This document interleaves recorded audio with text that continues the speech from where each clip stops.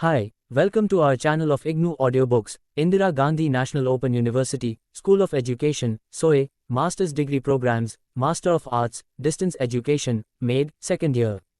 MDE 417 Distance Education, Economic Perspective.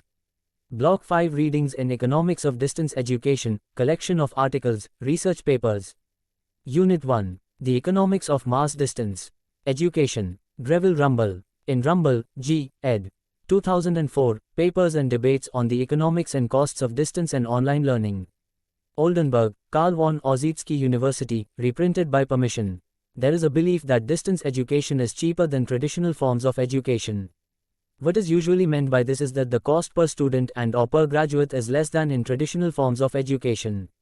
Since students can progress at different rates, either full-time or part-time, the cost per student is often expressed in some kind of standard measure such as the cost per student hour or cost per full-time student equivalent. It is not always easy to compare the costs of distance and traditional systems. They may have different objectives, they may teach different subjects or the same subjects in very different ways, the previous educational qualifications of the students entering the systems may be different, and this may affect their success in producing graduates. And the quality of the teaching may be different. Any one of these variables may affect costs and the way we view them. Generally, however, cost comparisons are confined to institutions teaching at the same level, primary, secondary or tertiary, and the assumption is made that the quality of education offered is similar. Of course, distance education systems are not set up just because they are believed to be cheaper. However, cost is an important factor, and those responsible for their establishment rightly point out that they can be cheaper. The organizing committee of the Venezuelan Universidad Nacional Abierta stated its belief that the institution would contribute in significantly reducing the annual cost per student and the social cost per graduate, COUNA, 1979. The Andhra Pradesh Committee on the Establishment of an Open University, 1982, cited evidence drawn from early cost studies of the British Open University to the effect that the average recurrent and capital cost per student in the latter was less than that found in conventional British universities, and implies that the foundation of a distance teaching university in Andhra Pradesh would be cheaper than any alternative course of action open to the state government. Unfortunately, the hopes of politicians and planners are not always realized. There are examples of distance teaching schemes where the cost per student or cost per graduate, and sometimes both, have been higher than costs in traditional systems doing comparable tasks, just as there are plenty of examples of distance teaching systems which have been cheaper. Perto. 1982. The cost structures of distance and traditional education are so different that those setting up distance systems experience considerable difficulty in describing the operation and economics of their institution to officials in government and funding agencies. Snowden and Daniel, 1980. To understand why this is so, and why distance systems may be both cheaper and more expensive than traditional ones, it is necessary to have some knowledge of the way educational costs behave. The basic cost function. The total costs of an enterprise are made up of both fixed and variable costs. Fixed costs do not vary continuously in relation to changes in volume of activities, although they may change if activities are ended or if there are very significant changes in volumes. What is a significant change in volume needs to be defined within the context of the enterprise. Variable costs tend to increase or decrease directly, linearly, with fluctuations in the value of activity. The basic cost function for any educational system is T equals SQC8PLF, where T is the total cost, S is the number of students, C is the number of courses which are being developed, P is the number of courses being presented to students, F is fixed cost of the system, administrative costs and other overheads, 2 is the direct cost per student. And the total direct cost of courses in presentation is P. The variables for which volumes of activity are identified here as being of significance are S, C and P. There may be others which are of importance in particular distance education systems, for example, the number of local study centers at which teaching takes place. However, the model used in this article ignores the influence of other variables. All the costs on the right-hand side of the equation are dependent on management choice. In distance education systems, student-related costs include the costs of materials supplied to students, the costs of distributing materials where these are sent to each student, the costs of paying tutors to mark students' assignments and examination scripts, and the costs of any face-to-face tuition. Obviously, the cost per student goes up if one gives students more rather than less material, while the cost per student of tuition, for example, will vary depending on the amount of tuition given and the student-tutor ratio. The direct costs of developing a course will include labor costs, payments to authors, editors, designers, broadcast producers, as well as the development and production costs of producing master copies or prototypes of course materials, for example, payments of consultants, payment for rights, cost of editing broadcasts and preparing master tapes, etc., where cost behaves can be changed by management decision. The cost of producing copies of the materials which are given to the students is a direct student cost, while the cost of producing a stock of materials which one lends to students while they are registered on a particular course is a direct course cost. For example, if one gives students the video cassettes associated with the course, the cost of this copy is a direct cost which is incurred for each student, then the cost of the stock of copies is a direct cost of the course. The direct course-related costs of presenting a course include such items of expenditure as the cost of transmitting broadcast associated with the course, rewriting examination questions, monitoring the course, and generally updating and clarifying the materials. Overhead costs are more or less self-evident, covering the costs of management functions, personnel, finance, management services, administration, institutional planning and evaluation, etc. The more sophisticated the management and control system, the greater these costs are likely to be. Overhead costs may also include an allowance for the replacement of capital, studio and transmission equipment, computers, etc., all of which will in due course wear out and need to be replaced.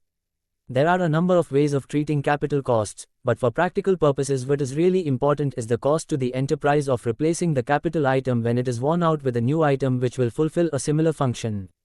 The use of media and the problems of managing distance taught students means that the overhead costs of the institution, f, the costs of developing a course, 8, and the course-related costs of presenting courses, 1. are in general higher in distance teaching institutions than in traditional institutions with comparable student numbers. However, the relatively limited amount of support given to student means that the direct cost per student, too, is lower. This is because much of the managerial and academic effort of the institution is being put into the development and maintenance of educational material and administrative systems for the control of distance students.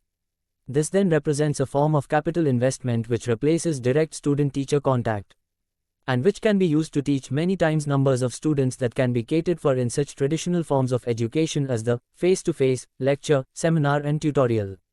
In essence, capital replace labor, offering to educationists what Wagner, 1982, described as a mass production alternative to the traditional craft approach. The extent to which fixed, capital, costs can predominate in distance education was shown in a comparative study of the costs of course at conventional British universities and at the distance teaching Open University. Whereas the ratio of variable to fixed course costs at conventional British universities was about 1:8, at the Open University it was about 1:2000, Laidlaw and Laird, 1974. The costs of developing, producing and distributing course materials. A particular feature of distance education systems is the level of investment required in the system before a single student can be enrolled. The investment in capital items, buildings, equipment, etc., can be considerable, particularly if studio-based technologies and satellite or terrestrial broadcasting are used. And these facilities have to be built, as opposed to being hired as required. Use of computer-based technologies for teaching and administration also adds significantly to cost. Provision needs to be made for the warehousing and handling of course materials, so warehouses may have to be built and will certainly need to be equipped to meet the institution's needs. Additional costs will be incurred if it is decided to set up an in-house print shop rather than use existing commercial printers. A range of course materials sufficient to meet the academic objectives of the institution and provide potential students with an element of choice has to be designed and produced. The most significant cost here is likely to be the cost of the academic and related staff required to develop the materials.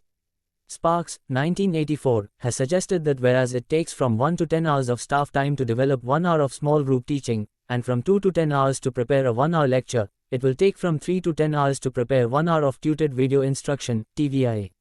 50 to 100 hours to prepare a teaching text which will occupy a student for 1 hour, 100 hours or more to develop a broadcast quality, 60-minute television program, 200 hours or more to prepare 1 hour's worth of computer-aided learning, and 300 hours or more to prepare 1 hour's worth of material on interactive video disc.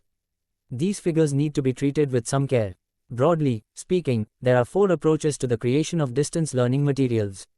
The first of these is to look around for some existing material which can be used either as it stands or in adapted form to meet the needs of distance taught students. It is quite common, for example, for an institution to recommend certain textbooks to its students, which they are then required to buy in order to take the course. Obviously, this vastly reduces the costs of the institution, which then only has to prepare a few notes of guidance and some assessment questions in order to begin teaching. This approach involves hardly any creative effort on the part of the teaching institution, and is a very cheap way of proceeding. It is used by some commercial correspondence colleges preparing students for professional and other examinations. It rarely produces good self-instructional teaching materials, but it does allow a wide range of course to be developed at very little cost. It is also used in a modified form in some high-level open university courses, where the amount of self-instructional materials produced to support student learning is limited. The second approach is to tack the distance teaching system onto a conventional teaching system by video recording lectures given to conventional student and preparing lecture notes to accompany the videos. The lecture notes can be reproduced, in modified form, lecture handouts, examples written up on blog boards, flip charts or overhead projector acetates, photographic slide, etc. Once lecture theatres have been equipped with video cameras and recording equipment, the additional per capita costs of preparing videos and lecture notes for use by off-campus students can be very little, as Wagner, 1975, showed in respect of the off-campus graduate engineering program at Colorado State University. And Lesile, 1979, demonstrated in respect of the University of Waterloo correspondence program. A vast library of video material can be built up rapidly for relatively little total cost. While the quality of these videos may not be very high, they are adequate for their purpose. Broadcast by satellite, they can enable students spread over very wide geographical areas to listen into lectures providing up-to-date information on technological advances. Students may also be able to participate in the lectures through telephone links, tutored video instructions, or TVI. Such approaches are now being used by a number of universities including the National Technological University in the United States. Both the third and fourth approaches are based on the development of special self-instructional materials, print, audiovisual, broadcast etc., designed to teach distance students. There is little doubt that the quality of specially designed and produced distance teaching materials can be very high indeed. The third approach is to plan the curriculum and to specify course content in broad outline, and then appoint academic consultants to develop the written materials and script for broadcast and audiovisual materials. This kind of approach was adopted by the Universidad Estatal a Distancia in Costa Rica. It has the great advantage that payment is by results. The academics are not permanent members of full-time staff, so there is no long-term commitment to train them, provide them with time to undertake research, deal with staff problems arising from low productivity or obsolescence of knowledge relative to institutional needs, etc. Curriculum planners specify the aims, objectives and broad content of new programs of study, and academic editors and educational technologies turn the consultants' drafts into finished products. If the authors fail to deliver the goods, they do not get paid. Advance notification of a course may be given, but sometimes, as at the Open Learning Institute in British Columbia, a course is only announced after all the materials have been handed over for production. The process has more in common with a publishing house than a university. Commercial correspondence colleges which create their own materials use consultants because this is obviously a relatively cheap and flexible way of employing academic course writers and broadcast and audiovisual producers. The cost of employing an author on contract can nevertheless vary, depending on supply. In some countries or in some subject areas suitable authors can be hard to find and they may command high fees. The fourth approach is to employ a core of full-time academic staff to create the course materials. Such staff may be appointed on permanent or temporary contracts. Where the appointments are permanent, the staff needs to keep themselves abreast with their subject areas, hence they need time off for study and possible research. After a time, permanent staff may acquire many of the skills of instructional designers and educational technologies. Unlike temporary staff, they are not always looking towards the next job, but bad appointments may become a long-term liability, particularly in systems where there is tenure. The total salary bill also depends on how the academic staff is deployed. Institutions such as the Open University, Athabasca University in Canada, and Deakin University in Australia, which have adopted a course team approach, in which groups of academic and technical staff work together on a project team to develop a course, need higher levels of staffing than those that require the staff merely to stick to their own specialist task. On the other hand, while the course team approach is expensive in staff time and hence pushes costs up, it does enable staff to work in a very creative environment. Of these four approaches, the first is the cheapest and the last the most expensive. A further factor to be taken into account in considering the cost of the course development, production and presentation system is the choice of media. Here again, management choice can greatly influence the cost of the system. We have already noted Sparks's contention that the time required to develop material designed to serve 1 hour of student learning varies significantly depending on the choice of media. The costs of developing their material are, however, not the only costs. Printed materials needs to be designed, edited, typeset, printed and distributed. Video and audio material has to be disseminated through appropriate channels and received on appropriate equipment. Computer-based systems require extensive equipment and access to networks, as well as a great deal of investment in software. To take the case of print, all material will require editing and design work.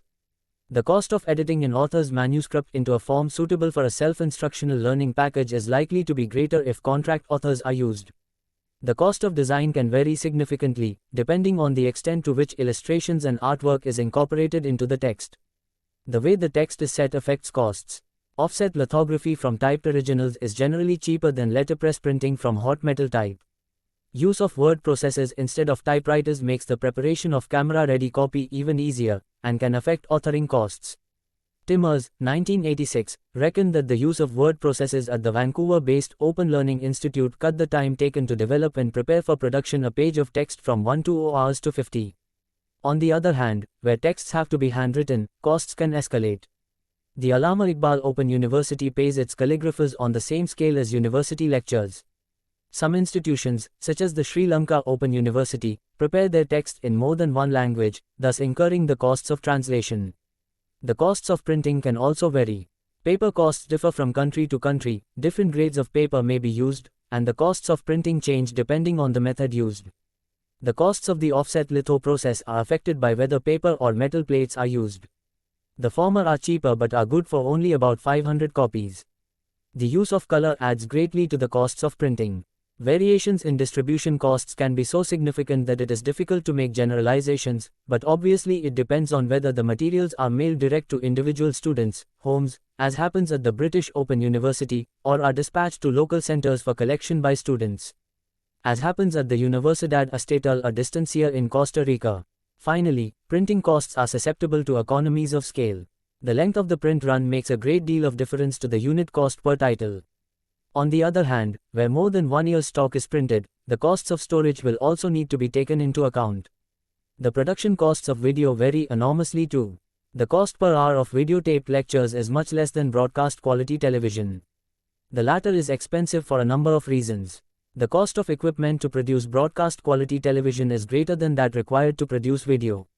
Broadcasting unions in some countries have pushed the rates of pay to very high levels, and in many cases this has been coupled with agreements on staffing levels which have also exacerbated costs. What constitutes broadcast quality television is also subject to different standards.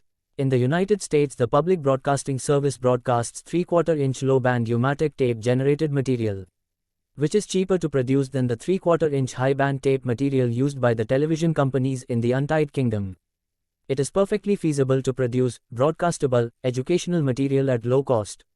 The National Technological University, for example, broadcast low-cost videotype lectures by satellite which is perfectly adequate for its purpose.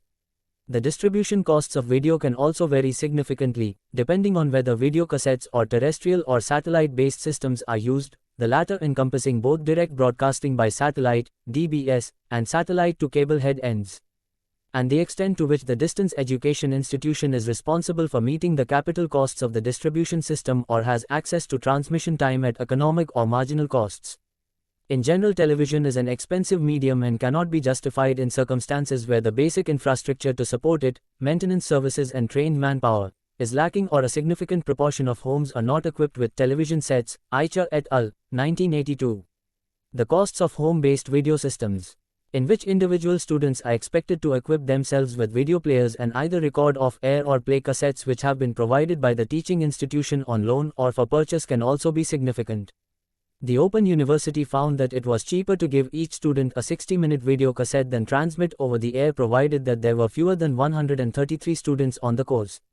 Between 234 and 233 students, it was cheaper to loan a cassette to each student, paying the costs of postage each way. Over this level, it was cheaper to transmit once using the national television channels of the BBC. These crossover points were obtained using cost-volume charts and, of course, be installed in local centers with students accessing cassettes from a library of tapes held at the center. The overall costs of such a system will be lower, but there are drawbacks, not least, the needs for the institution to maintain the equipment, ensure its safekeeping, and provide sufficient players in quiet rooms so that students do not have to wait too long to view the cassette of their choice, and for students to travel to the center at times when it is open.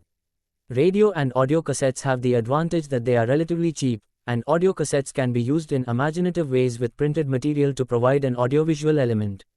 Aicha et al. 1982 were nevertheless skeptical about the cost efficiency of ratio in systems with under 2,000 students, while the Open University found that for courses with under 1,000 students, it was cheaper to provide audio cassettes to each student rather than transmit radio programs over the air. The comments on the use of cassettes versus over-the-air transmission relate to costs and not to the educational effectiveness of the two modes of distribution. There is little doubt that distribution by cassette or systems where students record off-air onto cassette are educationally more effective since students can replay, as well as stop and start, the cassettes at will. The costs of computer-based systems have been insufficiently studied to date, but the experience of the Open University, which has some 75,000 students taking degree-level courses, has been that the cost of providing each student with a personal compute 4R is such that the institution itself cannot hope to fund the project. Even if the university restricted itself to providing computers to students taking courses where a significant level of computing is deemed to be academically essential, it would quickly have to provide for the needs of at least 13,000 students. A machine which meets the needs of the university, basically MS-DOS operating system, 512K memory and VT100 communications capability, cost in the region of $900 $1,000 at 1981 prices, so the university cannot afford to equip students with personal computers. In view of this, the university has recently instituted a policy under which it hopes that students will either buy the machines outright at a negotiated rate of discount, with or without a bank loan, or hire them from the university at a rate which still makes student purchase an attractive option for those students who can foresee the need to have a machine for several years. The problem of student variable costs.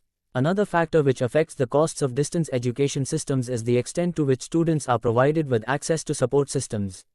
The cheapest form of distance education is found in those systems which register students for an examination, provide them with details of the syllabus and a list of books which will help them, and leave them to prepare themselves. This approach is that used by the University of London external degree system.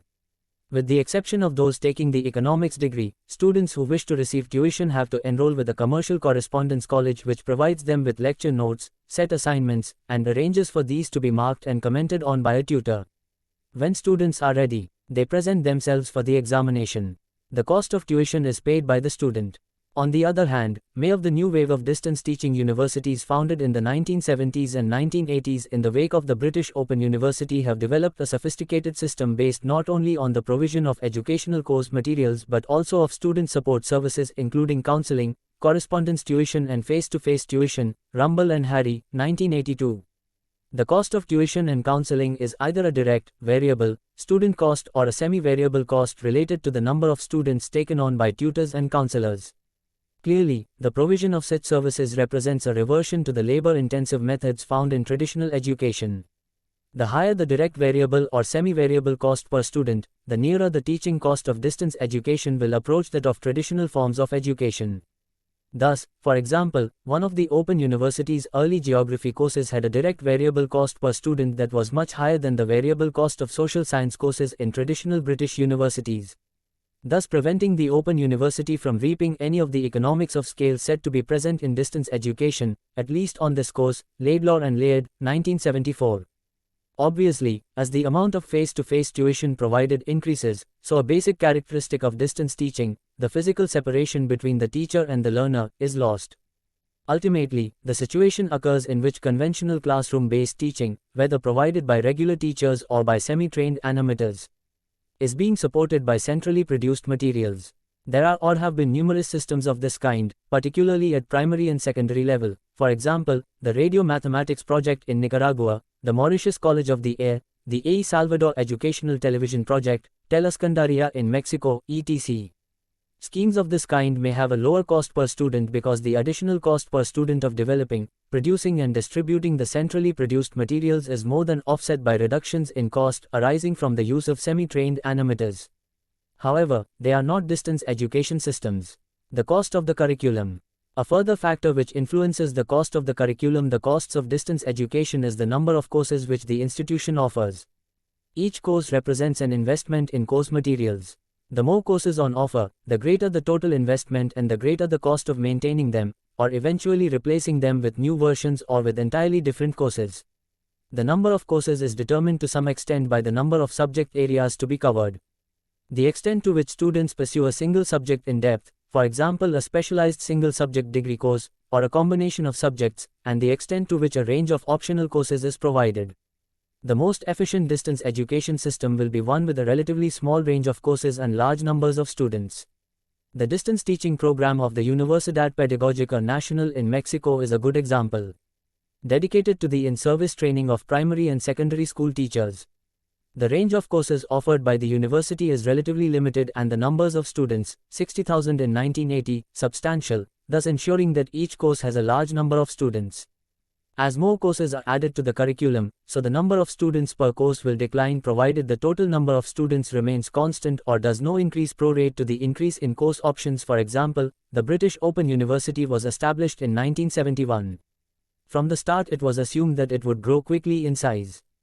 In its first year it took in 25,000 students, registered on 4 courses.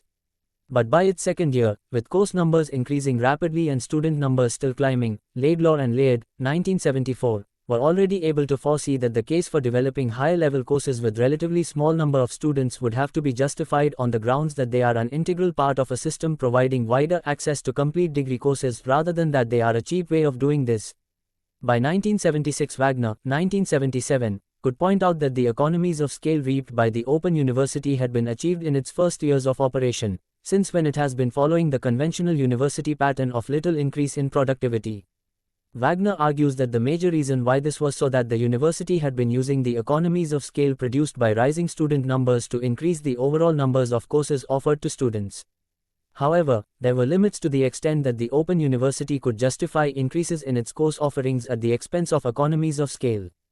Early in its development, the university prepared an academic plan which aimed at presenting an undergraduate academic profile equivalent to 111 credits, each credit equivalent to about 420 to 450 hours of student work.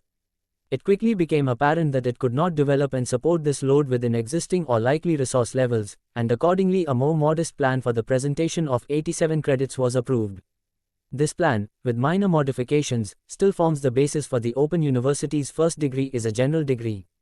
And that students will not be able to specialize in a particular subject area.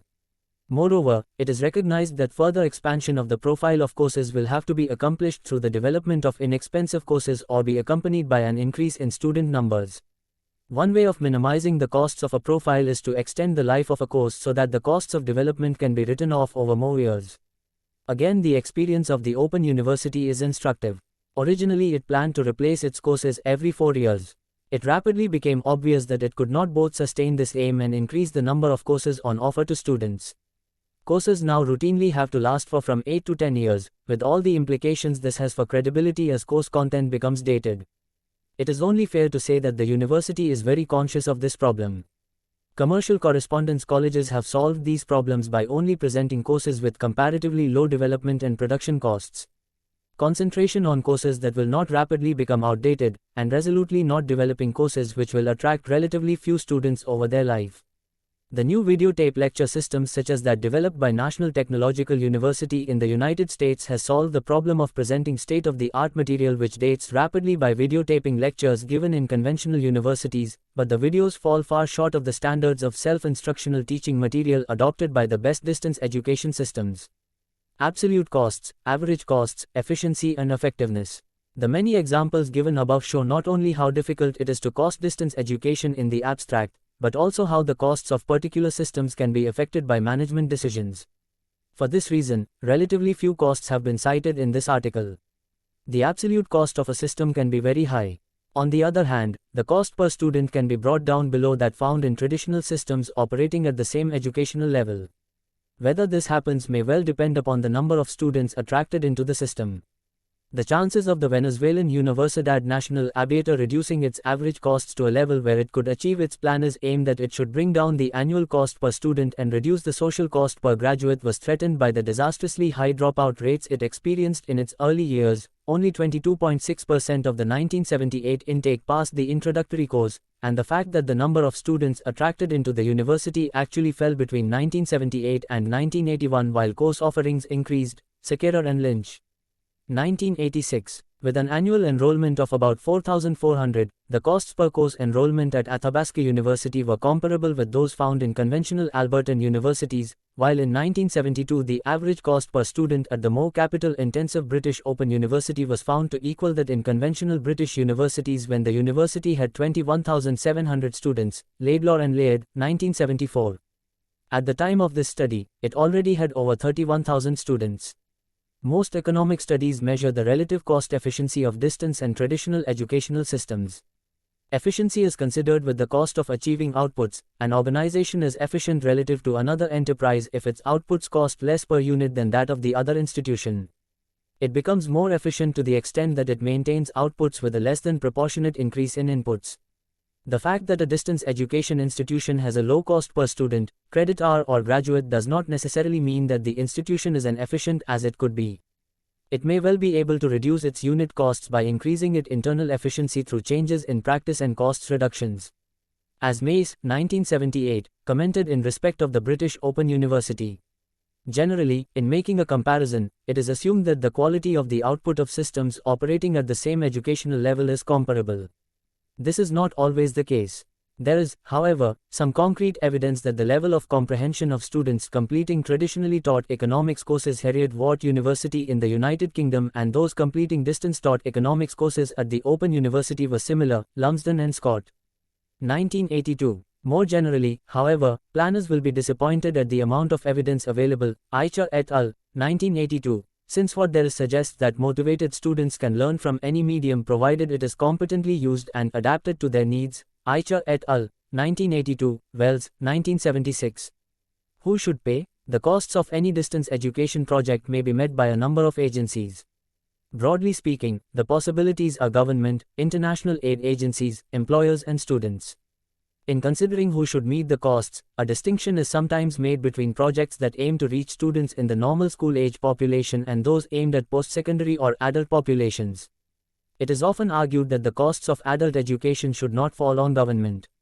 The reasons for this include a. Adherence to a front-loaded model of education which undervalues adult education, and hence believes that it is not something that should be paid for by government.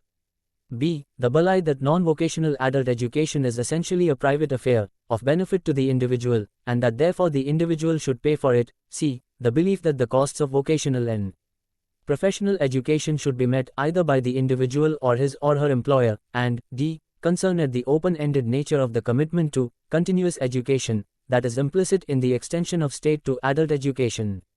There is, however, another perspective that argues that the education of adults is not a luxury.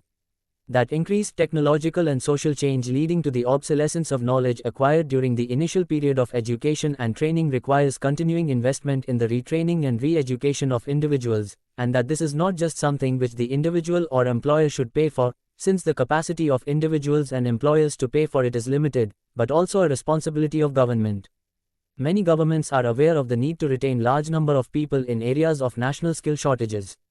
But they have been much more reluctant to acknowledge a responsibility for the development of adult and continuing education in non-vocational subjects and areas where there are no skill shortages.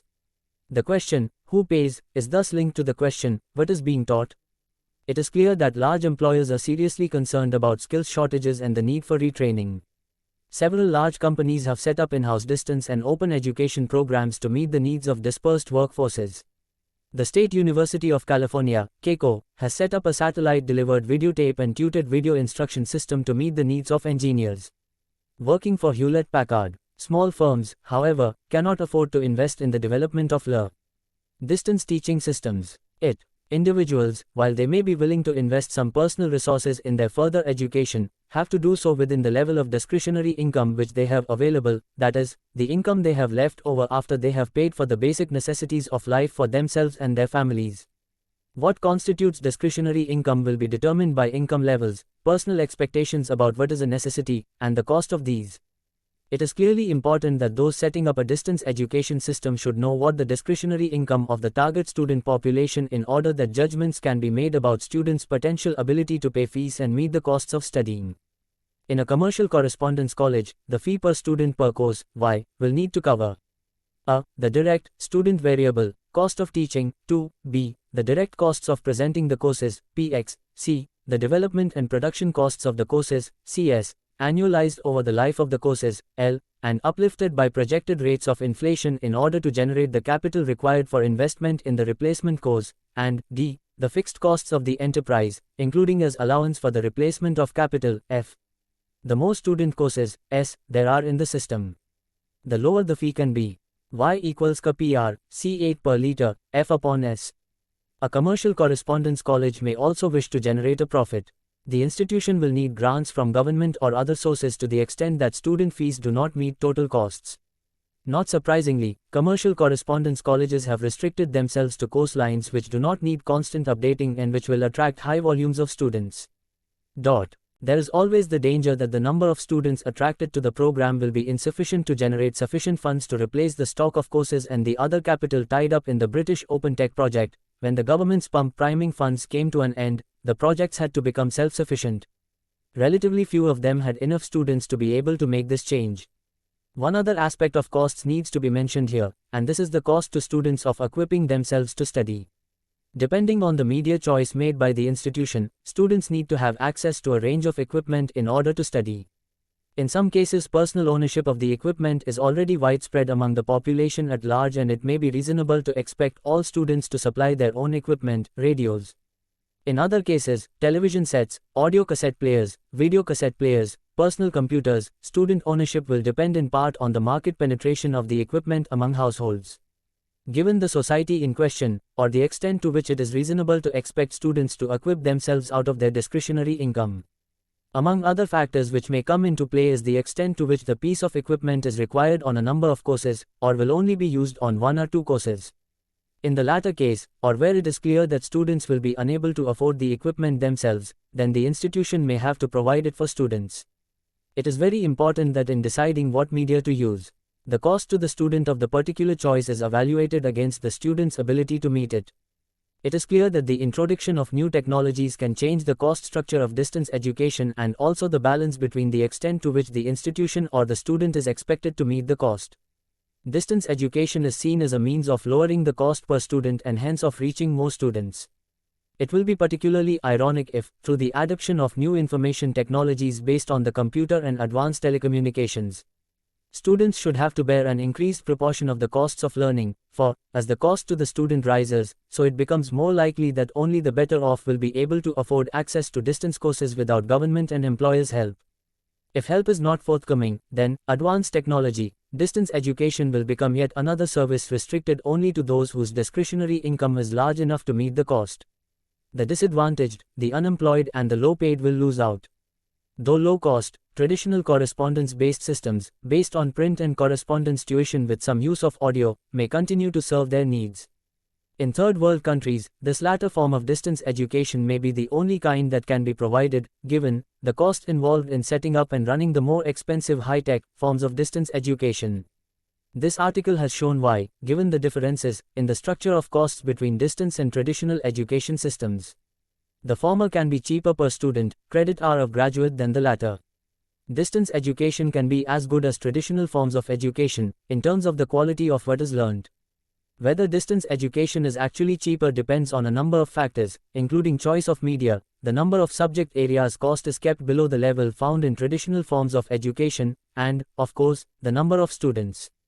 It has also shown the issue of who pays, student, employer, or government, is an important one which has a bearing on both what is taught and access, and it has suggested that, as new technologies develop, so the technologization of distance education will put increasing costs onto students, with further implications for access. Third world countries, it is suggested, may be unable to exploit the new, high-tech, forms of distance education now being developed in the advanced industrialized countries. Thank you for watching. We will see you in the next video with the next chapter.